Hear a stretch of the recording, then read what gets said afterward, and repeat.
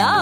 Your dream vacation to Sri Lanka starts from rupees 24,999 only with GT Holidays, South India's #1 travel brand. இந்த வழக்கை பொறுத்த வரைக்கும் என்ன நடந்திருக்கு, குறிப்பாக என்ன பண்ணார் அந்த கோவில் குருக்கள், அதை பற்றி கொஞ்சம் விரிவாக சொல்ல முடியும்? இந்த கார்த்தி முனுசாமி அது மண்ணடி தெருவில் அவர் வீடு, அங்கேயே தான், அங்கே கோயில் பக்கத்தில் தான் அவர் வீடு பேரும் காளிகாம்பாள் இல்லம் தானே, அது அந்த காளிகாம்பாலே கொடுத்ததாக தான் இருக்கும். அப்போ இது எல்லாத்தையும் காளிகாம்பாள் கொடுத்ததுன்னா இந்த வழக்கையும் காளிகாம்பாள் தான் பார்த்து கொடுத்ததுன்னு தான். எங்கேயாவது கேள்விப்பட்டிருக்கீங்களா? ஒரு பூசாரி ஒரு 4 கார் வச்சிருக்காரு, அதுல மெர்சிடிஸ் பென்ஸ் வச்சிருக்காரு ஒரு பூசாரின்றது எங்கேயாவது கேள்விப்பட்டிருக்கீங்களா? லேட்டஸ்டா வந்திருக்க மெர்சிடிஸ் பென்ஸ் கேள்வியாவது பட்டது உண்டா? திருப்பதி கோவில் தலைமை அர்ச்சகர் கூட வச்சிருக்க மாட்டாரு.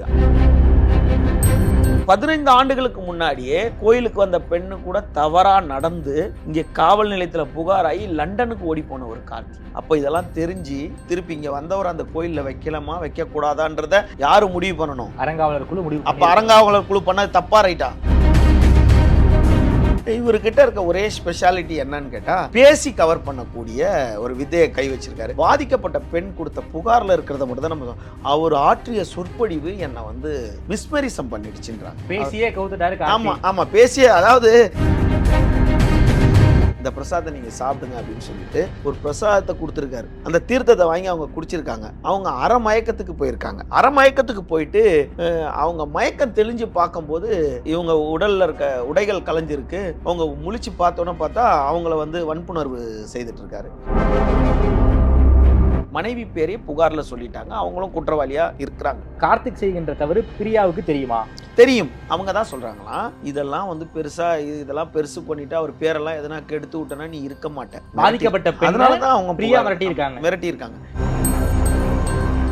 தமிழின் மிக முக்கியமான செய்திகளையும் அரசியல் நிகழ்வுகளையும் உடனுக்குடன் தெரிந்து கொள்ள ஆதன் செயலியை டவுன்லோட் செய்யுங்கள். டவுன்லோட் செய்வதற்கான லிங்க் டிஸ்கிரிப்ஷனில் உள்ளது. ஆதன் தமிழர்களுக்கு அன்பு வணக்கம். இன்று நம்மோடு பத்திரிகையாளர் திருமிகு விமலேஸ்வரன் அவர்கள் உள்ளார். வணக்கம் விமல் சார். வணக்கம் மதர். சென்னையின் புகழ்பெற்ற கோவில்களில் ஒன்று பாரிஸ் காளிகாம்பாள் கோவில். அந்த கோவிலில் பணிபுரியும் குருக்கள் ஒருத்தவர் கோவிலுக்கு வரும் பெண் பக்தை ஒருத்தவங்களுக்கு தீர்த்தத்தில் மயக்க மருந்து கொடுத்து அவர்களை கற்பழித்து விட்டார். அந்த பெண்ணுக்கு பாலியல் தொந்தரவு கொடுத்தார். அந்த கேஸில் அந்த கோவில் குருக்களை போலீஸ் கைது பண்ணியிருக்காங்க. இந்த வழக்கை பொறுத்த வரைக்கும் என்ன நடந்திருக்கு, குறிப்பாக என்ன பண்ணார் அந்த கோவில் குருக்கள், அதை பற்றி கொஞ்சம் விரிவாக சொல்ல முடியுமா? நிச்சயமாக. அதாவது சென்னை மண்ணடி பகுதியில் உள்ளது காளிகாம்பாள் கோயில். பிரசித்தி பெற்ற பழமையான கோயில். சென்னை வாசிகள் அனைவரும் வழிபடக்கூடிய ஒரு கோவில். ஒரு முறையாவது போய் தரிசனம் பண்ணுவாங்க. சத்ரபதி சிவாஜி வழிபட்டுட்டு போனதன் வரலாறு அந்த கோயிலுக்கு உண்டு. அந்த மண்ணடியில் இருக்க காளிகாம்பாள் கோயில் விஸ்வகர்மா சமூகத்துக்கு பாத்தியப்பட்ட கோவில். அது எப்படின்னு கேட்டால், விஸ்வகர்மா அமைப்பிலிருந்தே ஒருத்தர் அவங்க தேர்ந்தெடுத்து, விஸ்வகர்மா அவங்களே ஐயர்னு கூட சொல்லிப்பாங்க. விஸ்வகர்மா அவங்கள பூசாரி, ஆமாம் விஸ்வபிரம், அவங்கள என்ன பண்ணுறாங்க, தேர்ந்தெடுத்து அறங்காவலராக ஒருத்தரை நியமிப்பாங்க. அதுக்கு அந்த குழுவில் ஒரு 40 பேரோ என்ன இருப்பாங்க, வாக்களிச்சுட்டு 40 பேரும் வாக்களித்து ஒருத்தரை தேர்ந்தெடுப்பாங்க. அறங்காவலராக தேர்ந்தெடுப்பாங்க. இந்த அறங்காவலர் நிர்வாகம் பண்ணுற அறங்காவலர்கள் மாறிக்கிட்டே இருப்பாங்க. ஆனால் கோவில் பணியாளர்கள் மாறவே மாட்டாங்க. கோவில் ஸ்டாஃப்ன்றது. நீங்கள் லேட்டஸ்ட்டாக பார்த்தீங்கன்னா பிரபல நடிகர்கள், அரசியல்வாதிகள் இவங்க எல்லாருமே காளிகாம்பாள் கோயிலுக்கு நிறைய அடிக்கடி போக ஆரம்பிச்சிட்டாங்க. இங்கே என்ன தான் நீங்கள் திருப்பதி மாதிரி ஜெர்கண்டின்னு சொன்னாலும் ஒரு விஐபின்னு வரும்போது அங்கே ஒரு தனியாக ஒரு மரியாதை கிடைக்கும். அங்கே விஐபின்னு வரும்போது முதல்லலாம் நம்ம பழமையெல்லாம் பார்க்கும்போது நேராக காளிகாம்பாளை போய் பார்த்து சுற்றி வர மாதிரி இருக்கும். இப்போல்லாம் மக்கள் எல்லாத்தையும் நம்புகிறாங்கன்றதுனால செவத்தில் பழமையான கோயிலில் ஓரமாக ஒரு புது செவத்தில் ஒரு சிலையை வச்சு அங்கே ஒரு வாராகி பூஜை பண்ணுறோம், வால் பூஜை பண்ணுறோம் அப்படின்லாம் உருவாக்கிக்கிட்டாங்க. கோயிலுக்கு வர ஆட்கள் அதிகமாக்கிட்டாங்க. அந்த பகுதியில் இதனால் வியாபாரிகள் கொஞ்சம் செழிப்படைகிறாங்க. வியாபாரங்கள் நிறையா. போக்குவரத்து நெரிசலான பகுதியாக இருந்தாலும் காளிகாம்பாள் கோவிலுக்கு அளவு அதிகமாக போகிறாங்க. இப்போது காளிகாம்பாள் கோவிலில் இருக்க, அதாவது பூசாரி, அவங்க ஒருத்தர் காளிதாஸ்னு ஒரு பூசாரி இருக்கார். அவருடைய அதாவது அண்ணன் மகன் அவர் கார்த்திக் அப்படின்னு இருக்கார். அவருடைய தந்தை பேர் முனுசாமின்னு சொல்லிட்டு. இவரும் அங்கே ஒரு பூசாரியாக இருக்கிறாரு. ஓகே. இவருடைய வேலை என்ன? அந்த கார்த்திக் அவருடைய வேலை என்னன்னா, ம். சமூகத்தில் இருக்க பிரபலங்கள் எல்லாத்தையும் ம். தன்னுடைய விரல் நுனியில் வச்சிருக்கிறது. ஓ! நான் தமிழகத்தில் இருக்க பெரும்பாலான கோயில்களுக்கு நானும் போயிருப்பேன், நீங்களும் போயிருப்பீங்க. கோலமாவு வாங்க வழி இல்லாத கோயில் கூட இருக்கும். ஆனால் அங்கே ஒரு குருக்கள் வந்து பூஜை பண்ணுவார். ஆமா. அது வேற. அது வந்து அவங்க அதை வந்து ஒரு பணியாக பண்ணுறது. இவங்க வந்து வியாபார நோக்கத்திலே வர்றது. வந்த உடனே உன்னுடைய வேலை என்ன? சாமிக்கு பூஜை பண்ணிட்டு வரவங்களுக்கு பிரசாதம் கொடுக்கறது தான். நீ உன்னோட பிரச்சனை என்ன? உன் பிரச்சனைக்கு நான் தீர்வு காட்டுறேன். நான் வந்து உங்கள் பிரச்சனைக்கு தீர்வு காட்டுறேன், பரிகாரம் பல சொல்றேன். பரிகாரம் சொல்கிறேன். நான் அங்கே வந்து பூஜை பண்ணித்தரேன், அங்கே இது மாதிரி பூஜை பண்ணித்தரேன்ட்டு இதை நம்புறதுக்கு ஒரு கூட்டம் இருக்குல்ல. அது சினிமா பிரபலம், அரசியல் பிரமுகர்கள், ரவுடிகள், பல துறையப்பட்டவங்க பிரபலமான நிறைய பேர் போகும்போது எங்கேயாவது கேள்விப்பட்டிருக்கீங்களா? ஒரு பூசாரி ஒரு 4 கார் வச்சுருக்காரு, அதில் மெர்சிடிஸ் பென்ஸ் வச்சுருக்காரு ஒரு பூசாரின்றதை எங்கேயாவது கேள்விப்பட்டிருக்கீங்களா? லேட்டஸ்ட்டாக வந்திருக்க மெர்சிடிஸ் பென்ஸ் இங்கே கேள்வியாவது பட்டது உண்டா? திருப்பதி கோவில் தலைமை அர்ச்சகர் கூட வச்சிருக்க மாட்டாருன்னு நினைக்கிறேன். வச்சிருக்க மாட்டார். ஆனால் அவர் காரில் போனார், அவர் சொந்தமானதாக இருக்காது. அப்போது இந்த கார்த்தி முனுசாமி அது மண்ணடி தெருவில் அவர் வீடு, அங்கேயே தான், அங்கே கோயில் பக்கத்தில் தான் அவர் வீடு. அதாவது காளிகாம்பாள் இல்லம் தானா, அவர் வீடு பேரும் காளிகாம்பாள் இல்லம் தானா. அது அந்த காளிகாம்பாலே கொடுத்ததாக தான் இருக்கும். அப்போ இது எல்லாத்தையும் காளிகாம்பாள் கொடுத்ததுன்னா இந்த வழக்கையும் காளிகாம்பாள் தான் பார்த்து கொடுத்ததுன்னு தான். என்னென்னா பெண்கள் கூட்டம் வந்து அளவுக்கு அதிகமாக வரும். ஒரு காலங்களில் பார்த்தீங்கன்னா நம்ம முருக பக்தர்கள்லாம் கந்தக்கோட்டத்துக்கு போவாங்க, செவ்வாய் வெள்ளி கிருத்திகைனா. அப்புறம் பாம்பன் சாமிக்கு போவாங்க. இந்த சோழிங்கநல்லூரில் ஒரு பிரத்திங்காரது. இந்த மாதிரி பழமையான சென்னைவாதிகள் எல்லாருமே காளிகாம்பாள் கோயிலுக்கு போவோம். ஒரு விஷயத்தை நடந்து ஒரு 3 வாரம் 7 வாரம் போயிட்டு தான் நடக்கும் செவ்வாய்க்கிழமை. இப்படி ஒரு வேண்டுதல் வச்சுருப்பாங்க. அப்போ லேடிஸ்னு வரும்போது தனியாக எங்கேயுமே போக மாட்டாங்க, ஜென்ஸ் கூட போவோம். வாங்க அந்த ஏரியாவில் இருக்கவங்க 4-5 பேராக குரூப்பாக போவாங்க. இது நம்ம வீட்டில் இருக்கவங்க கூட நிறைய பேர், நம்ம தெருவில் இருக்கவங்க ஃப்ரெண்ட்ஸுங்கெலாம் கூட போவோம். இப்படி போகும்போது இந்த ஒரு குறிப்பிட்ட நாள் லேடிஸுங்கெலாம் வந்துட்டு இருக்காங்க. இந்த கார்த்திக்கோட வேலை என்னென்னா, பெரிய பெரிய விஐபியில் சார் உங்களுக்கு அந்த பூஜை பண்ணுறோம், அதில் யாகசாலை ரூம்னு ஒரு ரூம் இருக்குது. ஆமாம். இப்போ சாதாரண ஒரு பூஜை பண்ணணும்னா மினிமம் 1 லேக் வைக்கணும். மினிமம் 1 லேக். ஒரு பூஜை பண்ணால் மினிமம் 1 லேக். அந்த கோயிலில் ஆனால் அவங்க அறங்காவலர் குழு நியமிச்சிருக்கிறது அவ்வளோ தொகை இருக்காது. ரொம்ப சொற்ப தொகையாக தான் இருக்கும் அங்கே விதிச்சிருக்கிறது. கோயிலுக்கு வருமானம் போகிறது சொற்ப தொகையாக தான் இருக்கணும். ஆனால் இவங்க தன்னோட நீங்கள் வரவங்கக்கிட்டே எல்லா சாமானும் நீங்கள் வாங்கிட்டு வந்துடுங்க, நான் பூஜை மட்டும் பண்ணுறேன் அப்படின்னா அவங்க அது பண்ண மாட்டாங்க. நீங்களே பண்ணிடுங்க, மொத்தமாக எவ்வளோன்னு சொல்லுங்கள். நம்ம அப்போ எல்லா தொழிலதிபரும் வந்து பல தொழிலதிபர் எனக்கு ஒன்று பண்ணிட்டீங்க, ஃப்ரெண்டுக்கு ஒன்று பண்ணுங்க, இந்த மாதிரி ஒரு நாளைக்கு அவருக்கு பணம் கொட்ட ஆரம்பிச்சிருச்சு. பரிகார பூஜைகள் பண்ணியே. இந்த பரிகார பூஜைகள் பண்ணும்போது யார் இந்த கார்த்தின்றதை ஃபஸ்ட்டு சொல்லிடலாம். அப்போ தான் அந்த அறங்காவலர் குழு எவ்வளோ ஒரு தவறு பண்ணியிருக்காங்கன்றது. ஏன்டா இப்போ அறங்காவலர் குழு கொதிக்குது, கார்த்தி தப்பு பண்ணிட்டார், கோயில் பேரை கெட்டுட்டாருன்ட்டு. நீங்கள் தான் கோயில் பேரை கெடுக்கிறதுக்கு ஒரு காரணமாக ஆகிட்டீங்க. அப்படின்னா சார் கார்த்தி என்னன்னா 15 ஆண்டுகளுக்கு முன்னாடியே ஒரு பெண்ணை, கோயிலுக்கு வந்த பெண்ணு கூட தவறாக நடந்து இங்கே காவல் நிலையத்தில் புகாராகி லண்டனுக்கு ஓடி போன ஒரு கார்த்தி. அப்போ அப்படி அவங்க சமூகத்தை சார்ந்தவர் தான். அவங்க சித்தப்பா தான் அங்கே காளிதாசன்ற ஒரு தலைமை குருக்களாக இருக்கார், பூசாரியாக இருக்கார். அப்போ இதெல்லாம் தெரிஞ்சு ஒரு பெண் புகாரில் வெளிநாட்டில் போய் வச்சுருந்தாங்க, ஒரு புகாராக இருக்குது. திருப்பி இங்கே வந்தவர் அந்த கோயிலில் வைக்கலாமா வைக்கக்கூடாதான்றத யார் முடிவு பண்ணணும்? அறங்காவலர் குழு முடிவு. அப்போ அறங்காவலர் குழு பண்ணது தப்பா ரைட்டா? தப்பு தானே. ஒரு எலிஜிபிலிட்டின்னு ஒன்று இருக்குல்ல. இப்போ நீங்கள் எந்த இடத்துக்கு, ஒரு பெரிய இடத்துக்கு போனாலும் சிறைக்கு சென்று வந்த உந்திரிங்களான்னு ஒரு காலம் இருக்குல்ல. அப்போது ஒரு பெண் புகாரில் இருக்கும்போது ஒருத்தர் இருக்கிறாரு, அவரை திரும்பவும் கொண்டாந்து அங்கே பணி நியமித்து பண்ணது இவங்களோட தப்பு. மேபி அவங்க சித்தப்பா வந்து கெஞ்சிருக்கலாம், அவன் திருந்திட்டான், அது பொய்யா கூட இருக்கும் அப்படின்னு சொல்லியிருக்கலாம். ஆனால் அவன் திருந்தலைன்றதுக்கு இப்போ ஒரு சாட்சி ஆயிடுச்சு. என்னென்னா, வர பெண்கள்கிட்டலாம் பார்க்குறதுல கண்ணுக்கு அழகாக இருக்க பெண்களை கூப்பிட்றது. இப்போ ஒரு சிலருக்கு வந்து மற்ற குருக்கள் வயசானவங்களாம் போனால் எல்லாரையுமே இந்த கழுத்துக்கு கீழே பார்க்க போட்டோம் பெண்களை. எல்லாருமே சகோதரி மாதிரி, தாய் மாதிரி தான். நம்ம பெண்ணியத்தை வந்து அப்படி பார்த்தா தான். நீங்கள் கண்ணை பார்த்து பேசும்போது பிரச்சனை இருக்குல்ல, வாங்க முன்னாடி வந்து நில்லுங்க, பிரசாதத்தை கொடுங்கன்னா வர பெண்கள் எல்லாரும் பல பிரச்சனைகளை சாமிக்கிட்ட வேண்டுறதுக்கு வராங்க. அப்போது இவங்களோட பிரச்சனைகளை வந்து அங்கே பகடக்காயாக யூஸ் பண்ணுறதுக்காக இவர் உடனே வாங்க முன்னாடி வந்து நில்லுங்க, பிரசாதத்தை வாங்கிக்கிங்க அப்படின்னு சொல்லி அவங்களோட, அதாவது இவங்க என்ன பண்ணுறாங்க, அவங்களோட அறியாமையை வந்து இவங்க வந்து, அறியாமைன்னு சொல்லக்கூடாது, பக்தியை வந்து இவர் வந்து ஒரு காயா பயன்படுத்திட்டார், மிஸ்யூஸ் பண்ணிட்டார். என்ன பண்ணுறாரு, கூப்பிட்டு வாங்க முன்னாடி வாங்க நில்லுங்க, பிரசாதம் வாங்கி இங்கே வந்து பாருங்கன்றாரு. இப்படி ஒரு பெண் கூட பழக்கமாகுது. அந்த பெண் யாருன்னா, கோவையில் பிறந்து வளர்ந்தவர்கள். அவர் ட்ரிபிள் படிச்சிருக்காங்க, ட்ரிபிள் படிச்சிருக்காங்க. தந்தை தாய் இருவருமே அவங்களோட இளம் வயதில் இறந்துட்டாங்க. இவங்க வந்து உறவினரோட அனுசரணையில் தான் வளர்ந்துருக்காங்க. 2021ஆம் ஆண்டு சென்னைக்கு வராங்க. வரும்போதே ஒரு சினிமா மோகத்திலே வராங்க. சினிமா ஒரு சென்னைக்குள்ளே வரும்போது நம்ம ட்ரிபிள் படிச்சிருந்தாலும் படிப்பு ஒரு தைரியம், படிப்பு மனிதருக்கு ஒரு தைரியத்தை ஏற்படுத்தினாலும் நம்மளோட ஆசை ஆம்பிஷன் சினிமாவில் வந்துடலாம் அப்படின்ற ஒரு எண்ணத்தில் அவங்க வராங்க.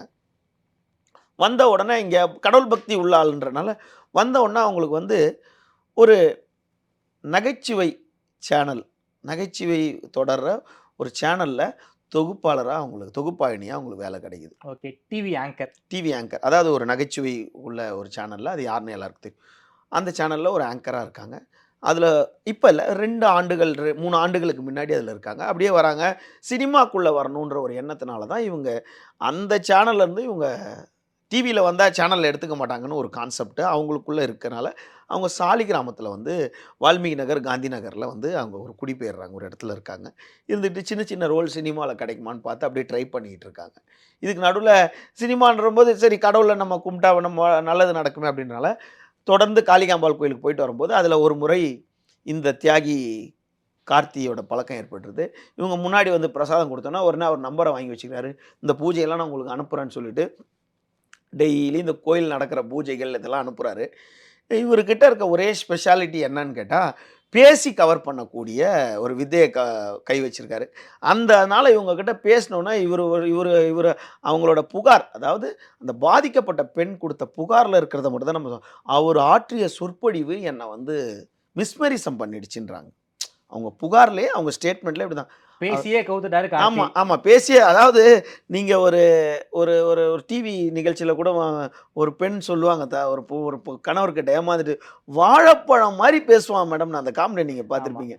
இந்த அம்மா வந்து இவங்களோட பலவீனத்தை பயன்படுத்தி உங்கள் ஜாதகத்தை கொடுங்க நான் பார்த்து சொல்கிறேன் அப்படின்னு சொல்லிட்டு ஜாதகத்தை பார்த்துருக்காரு.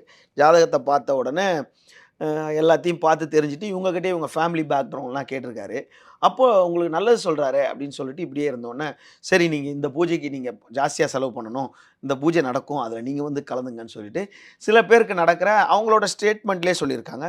சில இரவு நேர பூஜைகள், அதாவது இரவு நேரம்னா 9 மணி 10 மணி கூட கோயிலில் யாருக்காவது ஒரு உபயதாரருக்கு நடக்கும்போது அங்கே கொண்டு வந்து இவங்களை அந்த பூஜையில் வச்சு இவங்களுக்கு மரியாதை பூஜையில் கலந்துக்கிட்ட மாதிரி ஒரு இதை ஏற்படுத்தி நிறைய இப்படி பண்ணும் சொற்பொழிவாக ஆட்டியிருக்காரு. ஆட்டிட்டு ஒரு நாள் இவங்க வாங்க கோயிலுக்கு வாங்கன்னு கூப்பிட்டு வந்திருக்காங்க. வந்த உடனே சரி நீங்கள் எங்கே போகிறீங்க, விடுங்க நான் ட்ராப் பண்ணுறேன்னு சொல்லிட்டு இவருடைய கார்லேயே இவர் கொண்டு போய் அவங்க வீட்டில் அவர் ட்ராப் பண்ணியிருக்காரு. ட்ராப் பண்ணோம்னா இது வந்து அவங்க புகார்லேருந்து தான் இந்த விஷயத்தை நம்ம சொல்ல முடியுது. அவங்க வந்து அந்த பெண் பாதிக்கப்பட்ட பெண்ணோட புகார்லேருந்து அவங்க என்ன சொல்கிறாங்க, வீட்டு வாசலை நான் இறக்கி விட்டோன்னே என்னெல்லாம் வீட்டுக்குள்ளே கூப்பிட மாட்டிங்களா அப்படின்னு சொல்லிட்டு அவரே பின்னாடியே வந்துட்டார். ஓகே, எங்கள் வீட்டுக்கே வந்துட்டார்.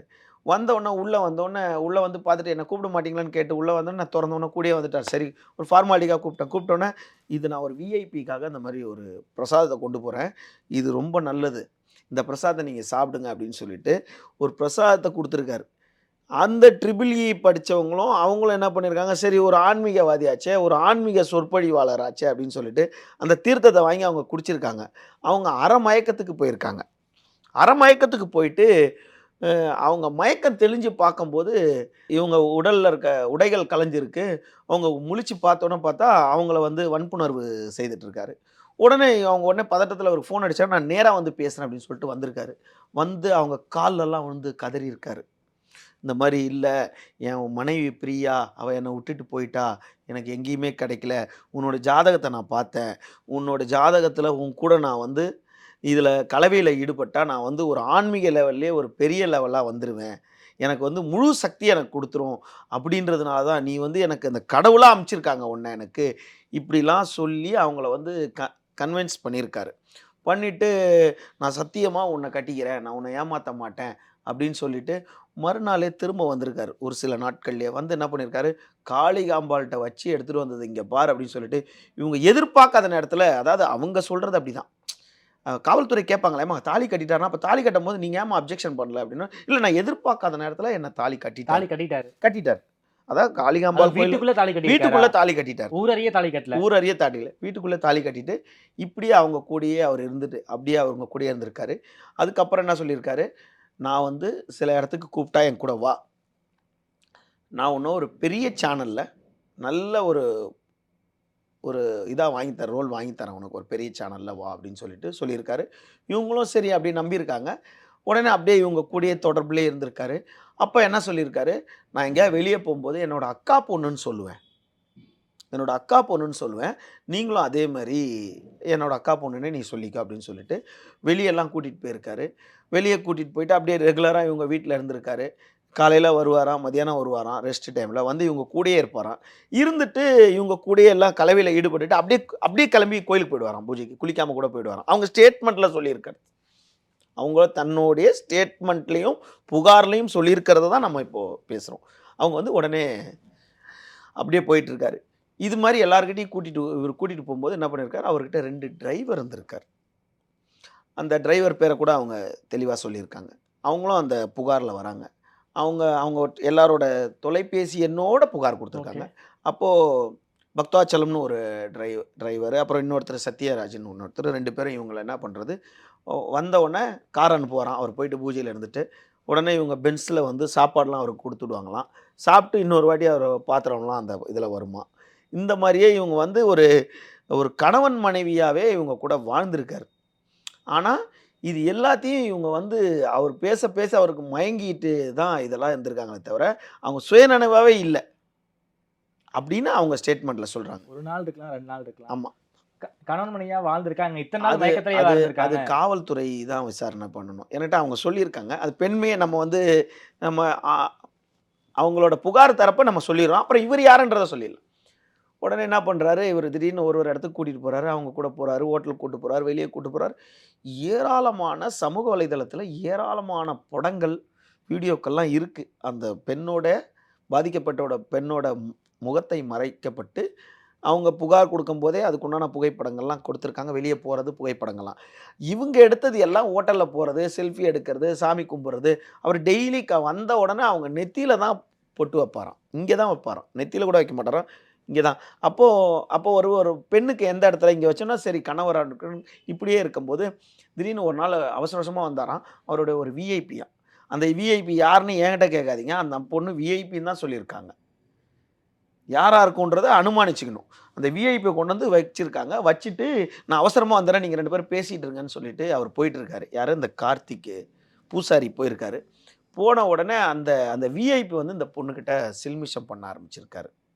பண்ண உடனே அவங்கள ஸ்ட்ரகிள் பண்ணி தட்டி விட்டுட்டு உடனே இவருக்கு ஃபோன் பண்ணோனே வந்த உடனே உடனே பிரேக் பண்ணி நீங்க கிளம்புங்கன்னு அனுப்பிச்சுட்டு, இந்த மாரிலாம் எனக்கு நடக்கும் தெரியாது. இத யார்கிட்டயும் நீ சொல்லாத அப்படின்னு சொன்னாராம். சொல்லாதன்னு சொல்லிட்டு அப்புறமேட்டா பக்குவமா சொன்னாராம். இப்போ மட்டும் இந்த மாரி விஷயத்துக்கு நீ கோஆப்பரேட் பண்ணனா, நீயும் உனக்கும் ஒரு நல்ல லைஃப் கிடைக்கும். உனக்கும் ஒரு பெரிய கேரியர் கிடைக்கும். எனக்கும் ஒரு பெரிய பொருளாதாரம் கிடைக்கும். நம்ம 2 பேரும் ரொம்ப வசதியா இருக்கலாம். அப்படின்னு இவரு இப்படியே சொல்லிக்கிட்டே இருந்திருக்காரு. அதுக்கு இவங்க உடன்படவே இல்ல. உடனே என்ன பண்ணியிருக்காரு, சில ஆபாச வீடியோக்கள கொண்டு வந்து காட்டிட்டு, இந்த மாரிலாம் என் கூட இருக்கணும் அப்படின்னு சொல்லிட்டு அவங்கள வந்து ரொம்ப கட்டாயப்படுத்தி, கொச்சையான வார்த்தைகள்ல அவங்கள அசிங்கமா அந்த பெண்ண திட்டி, அடிச்சு அந்த மாரிலாம் இருக்க வச்சிருந்திருக்காரு. குடுத்துட்டு என்ன பண்ணியிருக்காரு, இப்படியே இருக்கும்போது இவங்கள ரொம்ப அடிச்சு, "நீ யாருக்கும் கோஆப்பரேட் பண்ண மாட்டேன்ற. என் லைஃபே செட்டில் ஆயிடும். இந்த மாரிலாம் நீ இந்த மாரி விஐபிங்களுக்கு கொஞ்சம் கோஆப்பரேட் பண்ணா நானும் செட்டில் ஆயிடுவேன்." இப்படிலாம் இந்த பொண்ணுக்கு ரொம்ப சந்தேகம் வந்தவுடனே, ஒரு நாள் எதேர்ச்சியா இவருடைய கைபேசி எடுத்து பார்க்குறாங்க. கைபேசி எடுத்து பார்க்கும்போது, அதில வந்து இவரு பல பெண்களோட இருக்க வீடியோ அதில இருந்திருக்கு. அதில டக்குனு சர்ச் பண்ணி பார்க்கும்போது, இவங்க கூட இருக்க வீடியோவும் இருந்திருக்கு. இத யார் யார் நம்பருக்கோ அவர் அனுப்பியிருக்காரு. இவங்க கூட இருந்த அதாவது தனிமையில இருந்த வீடியோவையும் வேற யாருக்கோ அனுப்பியிருக்காரு. உடனே என்ன பண்ணிட்டாங்க, இவங்க கூட இருந்த வீடியோவ மட்டும் எடுத்து இவங்க ஃபோன்ல இவங்க அனுப்பிட்டு, அப்படியே வச்சுட்டாங்க. இது அவருக்கு தெரிஞ்சிருச்சு. வந்த உடனே என்ன பண்றாரு, இவங்க ஃபோன்ல ஏத்துனத அவர் பார்த்த உடனே, இவங்க ஃபோன வாங்கி நொறுக்கி உடைச்சுட்டாரு. அப்போ இதுலருந்து உங்களுக்கு என்ன புரியுதுன்னு கேட்டா, இவங்க கிட்ட அவரு அவர் வச்சிருந்த வீடியோ இவங்க கிட்ட இல்லை. கரெக்ட்டுங்களா? அவர் கூட இருக்க ஃபோட்டோக்கள் தான் இருக்கே தவிர, அவர் கூட தனிமையில இருக்க வீடியோ எதுவும் இவங்க கிட்ட இல்ல. இவங்க கிட்ட ஆஸ் யூசுவல் அவர் கூட ஜென்ரலா காமனா இருக்க ஃபோட்டோஸ் தான் இருக்கு. அப்போ என்ன பண்றாங்க, இவரு அடிச்சு போட்டு அந்த ஃபோன உடைச்சுட்டு போன உடனே, இவரு அதோட இவங்க தொடர்பிலே இல்ல. இதுக்கு நடுவுல இவங்க வந்து கன்சீவ் ஆயிட்டு இருக்காங்க. 2022 பிப்ரவரி சம்திங் மார்ச்ல அவங்க ஒரு டேட் ஓகே. சொல்றாங்க. அந்த டேட்ல இவங்க கன்சீவ் ஆயிட்டாங்க. கன்சீவ் ஆன உடனே அவர்கிட்ட போய் இந்த மாரி கன்சீவ் ஆயிட்டேன் அப்படின்னு சொன்ன உடனே, உடனே என்ன பண்ணிட்டாராம், காளிகாம்பாள் கிட்டயே வந்து உத்தரவு கேட்கிறேன் அப்படின்னு சொல்லிட்டு, காளிகாம்பாள்ட்டயே உத்தரவு கேட்டதாகவும் வந்து சொன்னாராம். எப்படி சொன்னாருன்னா, இந்த குழந்தை பிறந்துச்சுன்னா நம்ம 2 பேர் உயிருக்கு இப்போதைய ஆபத்து. ஓ! நம்ம 2 பேர்ல ஒருத்தர் இருக்காது. அதனால இப்போ இந்த குழந்தைய நம்ம கருவ வந்து கலைச்சிரலாம். 2 வருஷம் பொறுத்து நம்ம பெத்துக்கலாம் அப்படின்னு சொன்னதுனால, அந்த பொண்ணு குறிப்பா அந்த கருக்கலைப்பு செய்த மருத்துவர்களோட பெயரையும், 2 மருத்துவர்களோட பெயரையும், அதோட ஆஸ்பத்திரி அந்த மருத்துவமனையோட பெயரையும் அந்த புகார்ல குடுத்திருந்தாங்க. ஓகே. வடபழனியில இருக்க ஒரு தனியார் பிரபல மருத்துவமனை. சரி. அந்த மருத்துவமனை 4 எழுத்துல வரும். அந்த மருத்துவமனையில இருக்க மருத்துவர்களோட பெயரோட புகார் குடுத்திருந்தாங்க. ஓகே.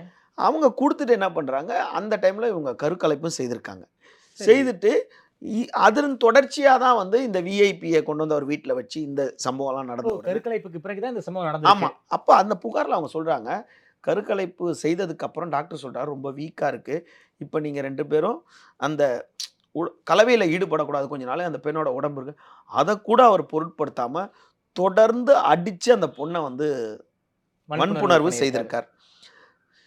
இதையும் பொறுத்து கொண்டிருந்தவர்கள் கடைசியா அவர் வீட்டுக்கு வரலன்னும்போது அவர தேடி போறாங்க. அப்போ சித்ரான்னு ஒரு பொண்ண வந்து அவங்க சொல்றாங்க புகார்ல. அவங்களும் இந்த மாரி பாதிக்கப்பட்ட பொண்ணு. அவங்க கிட்ட கேட்டாங்க. இல்லங்க, என் குடும்பம் இப்போ இத நான் வெளிய சொன்னா என் பேரும் கெட்டு போயிடும். அதனால நான் இந்த விஷயத்துக்கு உடன்படலைங்க அப்படின்னு அவங்க சொல்லிட்டாங்களாம். சொன்ன உடனே இவங்க நேரா வந்து கோயிலுக்கு வராங்க.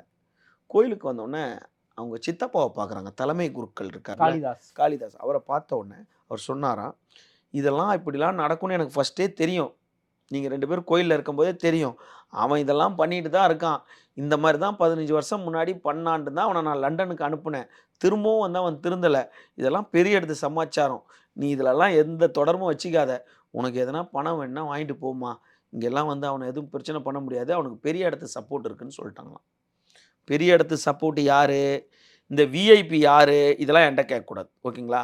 3வது வந்து ஒரு பொண்ணுகிட்ட போறாரு. அதனால அந்த மனைவி கிட்டயே போய் இவங்க கம்ப்ளைண்ட் குடுக்குறாங்க. மனைவி பேரையே புகார்ல சொல்லிட்டாங்க. அவங்களும் குற்றவாளியா இருக்கிறாங்க. இப்ப இவங்க சொன்னவங்கலாம் வந்து கார்த்திக்குடைய மனைவி குற்றவாளியா? ஆமா, இதுல சேர்த்துருக்காங்க. அதாவது பிரியான்றவங்க. இவர் வந்து அவங்க கிட்ட சொன்னார்ல, நான் பிரியான்றவங்க என் கூட பிரிஞ்சுட்டாங்க. நாங்க வாழலன்னு. ஆனா அவங்கலாம் ஒண்ணா தான் இருக்காங்கன்றத இந்த புகார்ல இந்த பொண்ணு சொல்லுது. இந்த கணவன் செய்கிற தவறு, அதாவது கார்த்திக் செய்கின்ற தவறு பிரியாவுக்கு தெரியுமா? தெரியும். அவங்க தான் சொல்றாங்களாம். இதெல்லாம் வந்து இதெல்லாம் பெருசு பண்ணிட்டு அவர் பேரெல்லாம் எதனா கெடுத்து விட்டனா நீ இருக்க மாட்ட. ஓ! மிரட்டியிருக்காங்க. பாதிக்கப்பட்ட அதனால பெண்ண தான் அவங்க பிரியா மிரட்டியிருக்காங்க. மிரட்டியிருக்காங்க. நீ இருக்க மாட்ட. இது கூட்டு சதி மாரி தெரியுதே சார். ஆமா. அதாவது ஒரு குடும்பத்துக்கு பார்த்தீங்கன்னா, "ஏய் அப்பாவ கொன்னுட்டான் அவன உட்றாதடா" அப்படின்னு சொல்லிட்டு பசங்கள ஒரு வெஞ்சன்ஸ் இருக்கும்.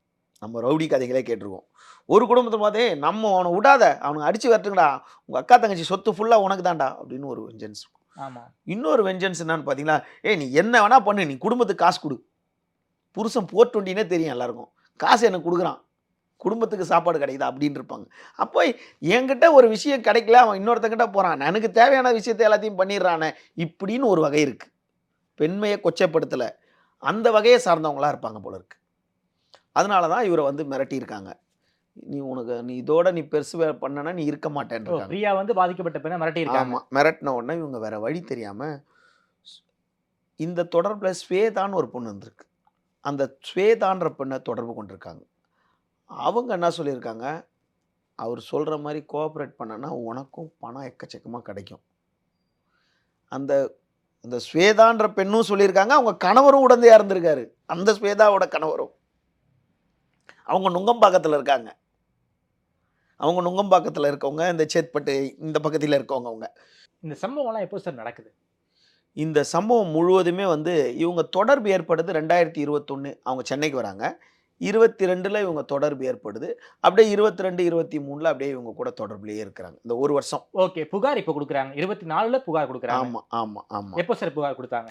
அதாவது மே மாதம் 8ஆம் தேதி, அதாவது நினைவு சரியா இருந்தா அவங்க புகார்ல அப்படிதான் மே மாதம் குடுத்திருக்காங்க புகார். 8ஆம் தேதியோ என்னவோ வந்து விருகம்பாக்கம் W33 வரும்னு நினைக்கிறேன். விமன் ஸ்டேஷன்ல ஆமா, குடுத்திருக்காங்களா? ஆல் உமன்ல வந்து விருகம்பாக்கத்துல புகார் குடுத்திருக்காங்க.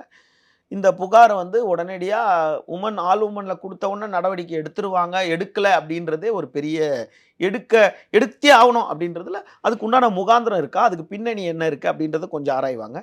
சரி, ஆல் உமன் ஸ்டேஷன்றபோது உயர் அதிகாரிகிட்ட கேட்கணுன்ட்டு அவங்க ஒரு ஃபாலோ பண்றாங்க. இதுக்கு நடுவுல இவங்க வந்து அஸ்ராக் கார்க்க பார்க்குறாங்க, அடிஷனல் கமிஷனர்.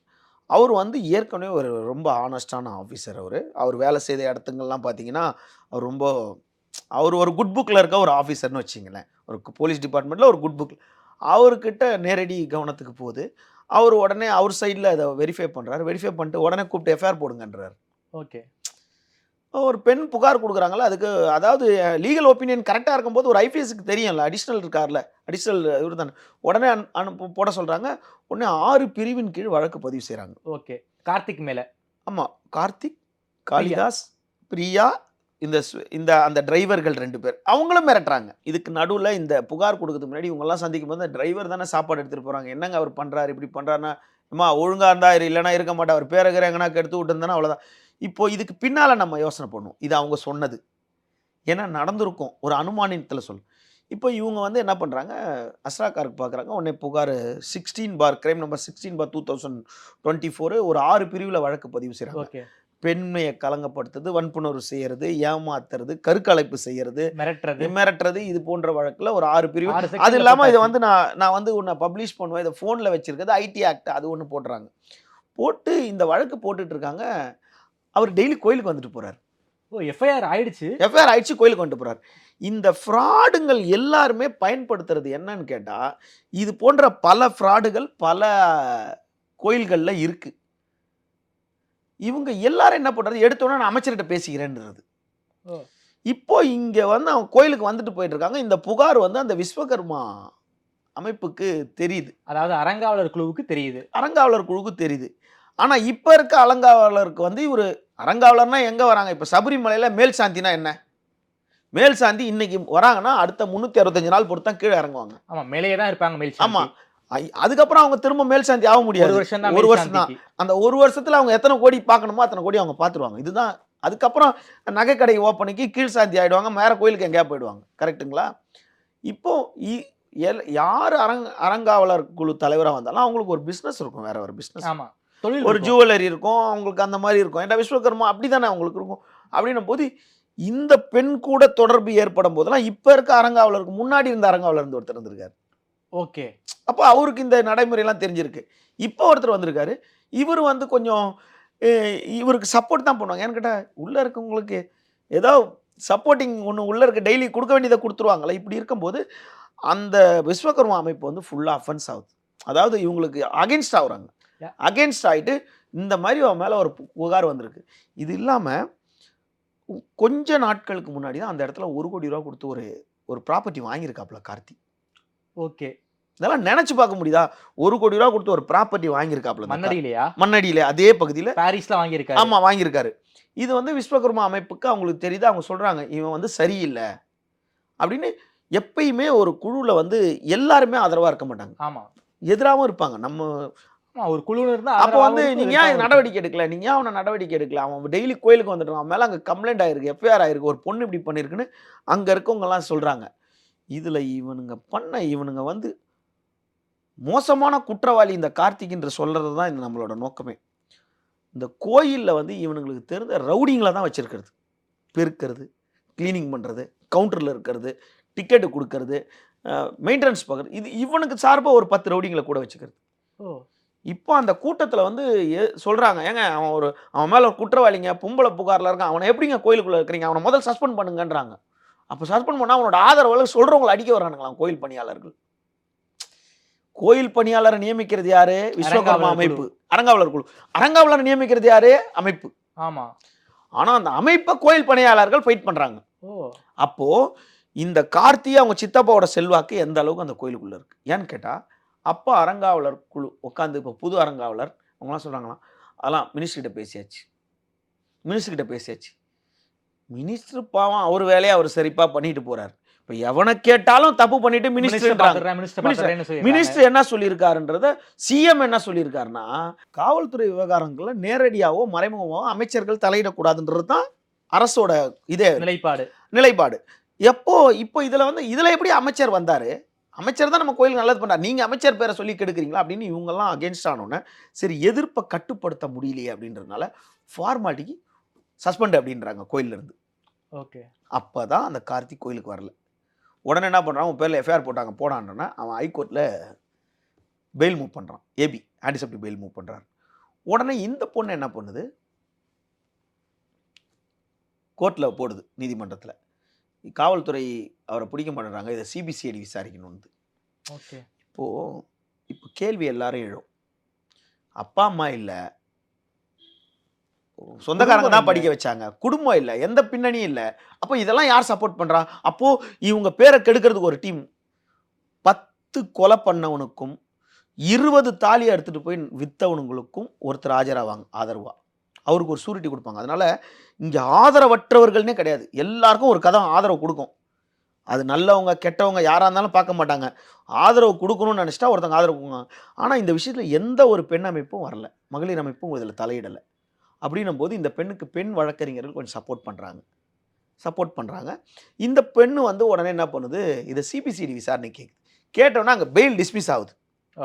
பெயில் டிஸ்மிஸ் ஆச்சுன்னா என்ன ஆகும், பிடிச்சிருக்கணும். இதுக்கு நடுவில் ஐயா என்ன பண்ணிடுறாரு, அப்ஸ்காண்ட் ஆகிட்டார். 27ஆம் தேதியெல்லாம் பெயில் டிஸ்மிஸ் ஆயிடுச்சு.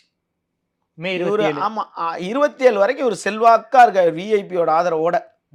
அது நிறைய பேர் சொல்கிறாங்க, காவல்துறை அதிகாரிலாம் அவருக்கு பல விஐபி காவல்துறை ஃபேமிலிலாம் பயங்கரமாக தெரியும், அவருக்கு பெரிய பெரிய ஐபிஎஸ் ஆஃபீஸர்ஸ்லாம் அவருக்கு தெரியும். எத்தனை மணிக்கு அவங்க பூஜைக்கு வரானாங்கன்னா கூட 9-10 மணிக்கு மேலே கிளியர் பண்ணி வச்சுருப்பார் எல்லாரையும். அவங்களுக்காக ஸ்பெஷல் பூஜை பண்ணுவார், அவங்க வீடு எதனா போய் அங்கே வீட்டில் பூஜை பண்ணுவார், இங்கே வால் பூஜை பண்ணுவார். காளிகாம்பாள் கோயிலில் நீ எல்லா பூஜையும் பண்ணுறதுக்கு, எதிரி பூஜை பண்ணுறதுக்கெல்லாம் இதெல்லாம் எங்கே அந்த அனுமதி கொடுத்தாங்க? இப்போ இந்த பூஜை இவருக்கு யார் பணம் கொடுத்தாங்களோ அந்த பூஜை பண்ணுவார் போல. இப்படிலாம் ஒரு பெரிய லெவலில் ஒரு நியாயமாக சொல்லணும்னா பூசாரி என்ற ஒரு கிரிமினல் டான் தான் கார்த்தி. இவர் என்ன பண்ணியிருக்காரு, எல்லாம் போயிட்டு ஏண்டா வழக்கு போட்டு அப்ஸ்காண்ட் ஆகுற, கிளைமேட்டுக்கு தகுந்த மாதிரி கொடைக்கானல் போயிருக்காரு மே மாதம். ஆமாம், கொடைக்கானலில் போய் 28ஆம் தேதி கோழி அமுக்கிற மாதிரி அமுக்கிட்டாங்க, போலீஸ் பிடிச்சிட்டாங்க. பிடிச்சி கொண்டு வந்து ரிமாண்ட் பண்ணி விட்டாங்க. ரிமாண்ட் பண்ணிவிட்டு இப்போ இந்த விசாரணை அக்யூஸ்டாக பிடிச்சிட்டாங்களா, அப்புறம் என்ன சிபிசிஐடி பண்ணும். அப்போது இது இந்த விஷயம் அப்படியே ஓரளவுக்கு அப்படியே மட்டுப்படுது. பெரியவங்களும் இந்த விவகாரத்தை கொண்டு வரல. ஏன்னு கேட்டால் இது விஸ்வகர்மா அமைப்போட கோயிலாக இருந்தாலும் அவங்களால மாட்டலாம், கட்டலாம், கூட்டலாம், எதை வேணாலும் நிர்ணயிக்கலாம், எதை வேணால் பண்ணலான்னா கூட இது அறநிலைத்துறையோட நேரடி பார்வையில் இருக்குது, அவங்களுடைய ஆலோசனைப்படி தான் செய்யணும் போது இப்போது இவ்வளோ ஒரு குற்றவாளி, ஒரு குற்ற பின்னணி உள்ள ஒரு குடும்பம் அந்த இடத்துல இவ்வளோ எதிர்ப்பை சாங்கி நிற்கிதுன்னா யாரோட ஆதரவை தாங்கி நிற்கும்? நீங்கள் இது பார்க்குறவங்களுக்கே தெரிஞ்சிடும். அதுவும் மண்ணடி என்ன தொகுதி, யார் அந்த துறைக்கு அமைச்சர்? இப்படி இருக்கும்போது இவ்வளோ நடந்து ஒரு 6 நாள் முன்னாடி இந்த கார்த்திக்கோட தாய் மாமா அதே பெண்ணை போய் மிரட்டியிருக்காரு 6 நாள் முன்னாடி. ஓகே, என்னென்ன மிரட்டியிருக்காரு? கேஸை வாபஸ் வாங்கு, பணத்தை வாங்கிட்டு செட்டில் ஆகிட்டு போன்ட்டு. அதே பொண்ணு அதே விருகம்பாக்கம் காவல் நிலையத்தில் போய் அவங்க மாமா பேரில் ஒரு புகார் கொடுத்து இப்போ அவர் அப்ஸ்காண்டில் இருக்கார், அவர் பேரில் ஒரு எஃப்ஐஆர் போட்டிருக்காங்க.